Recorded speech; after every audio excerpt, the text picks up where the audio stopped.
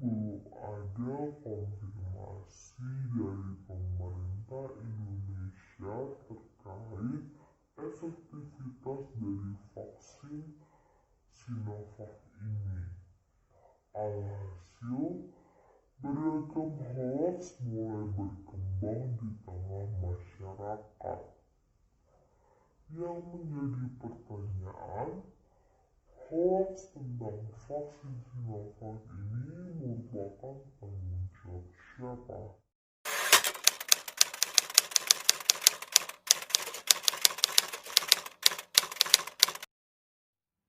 Assalamualaikum warahmatullahi wabarakatuh. Salam sejahtera bagi kita semua. Shalom, Om Swastiastu, Namo Buddhaya, Salam Kebajikan, Rahayu.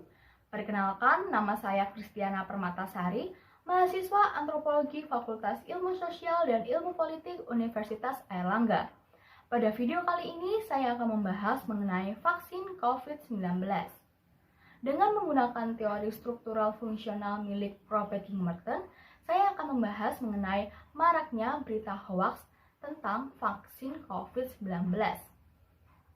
Video kali ini saya buat untuk memenuhi tugas akhir mata kuliah Teori Antropologi 1 yang dibimbing oleh Bapak Muhammad Adib. Untuk menjelaskan lebih lanjut, silakan simak video ini sampai habis ya. Tiba di penghujung tahun 2020, kasus positif COVID-19 masih terus menghantui Indonesia. Pasalnya, sejak pertama kali diumumkan kasus positif COVID-19 di Indonesia pada awal bulan Maret lalu, angka kasus positif COVID-19 terus mengalami peningkatan setiap harinya. Tercatat, per tanggal 31 Desember 2020, jumlah kasus terkonfirmasi sebanyak 743.198 kasus. Di antaranya meliputi 109.963 kasus aktif, 611.097 kasus sembuh, dan 22.138 kasus meninggal dunia. Berbagai upaya telah dilakukan oleh pemerintah untuk memutus mata rantai persebaran COVID-19, di antaranya menghimbau masyarakat untuk menerapkan 3M, yakni memakai masker, mencuci tangan, dan menjaga jarak, serta menghindari kerumunan. Kemudian, di beberapa wilayah di Indonesia juga telah diterapkan PSBB atau pembatasan sosial berskala besar. Selain itu, beberapa waktu lalu, pemerintah Indonesia juga telah mendatangkan vaksin COVID-19 dari Cina. Vaksin COVID-19 dari Cina ini bernama vaksin Sinovac. Vaksin Sinovac sendiri telah melalui tahap uji klinis di beberapa negara seperti Turki dan Brasil. Di Indonesia sendiri, vaksin Sinovac ini masih melalui tahap uji klinis fase 3. Hingga saat ini belum ada konfirmasi dari pemerintah Indonesia terkait efektivitas dari vaksin Sinovac ini. Alhasil, beragam hoax mulai berkembang di tengah masyarakat. Yang menjadi pertanyaan, hoax tentang vaksin Sinovac ini merupakan tanggung jawab siapa? Apakah tanggung jawab aku atau tanggung jawab kamu? Untuk mengetahui jawabannya, kita bisa menganalisis menggunakan teori struktural fungsional milik Robert King Merton. Nah, sebelum membahas lebih jauh, siapa sih Robert King Merton? Robert King Merton merupakan salah seorang sosiolog yang lahir pada tanggal 4 Juli 1910 di Philadelphia, Amerika Serikat. Robert King Merton terkenal sebagai tokoh kritikus dan teoritisi struktural fungsional.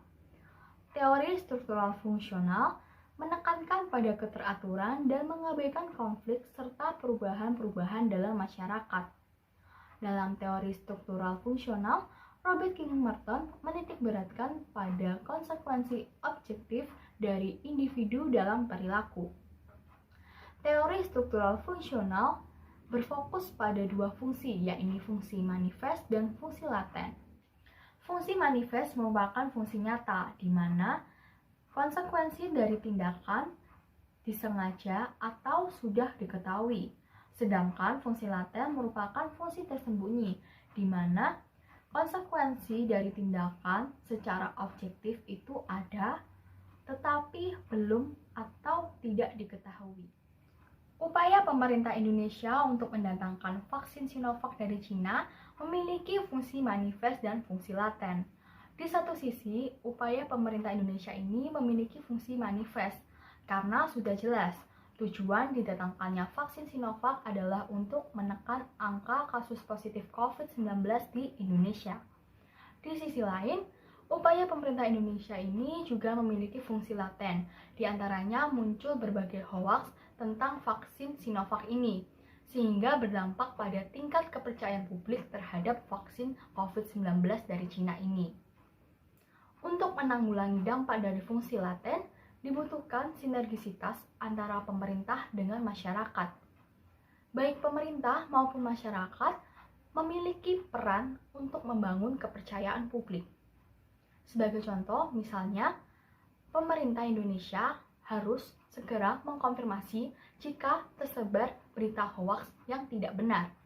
Di sisi lain, masyarakat Indonesia juga harus melakukan cross-check kembali terhadap setiap informasi yang didapat. Jangan sampai informasi yang belum diketahui kebenarannya justru disebarluaskan. Baik, kurang lebih itulah yang bisa saya sampaikan pada video kali ini. Semua yang saya sampaikan pada video kali ini menjadi tanggung jawab saya secara penuh. Apabila ada kata-kata yang kurang berkenan, saya meminta maaf.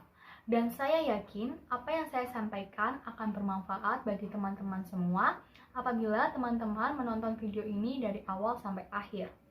Akhir kata, saya ucapkan terima kasih dan sampai bertemu di video berikutnya.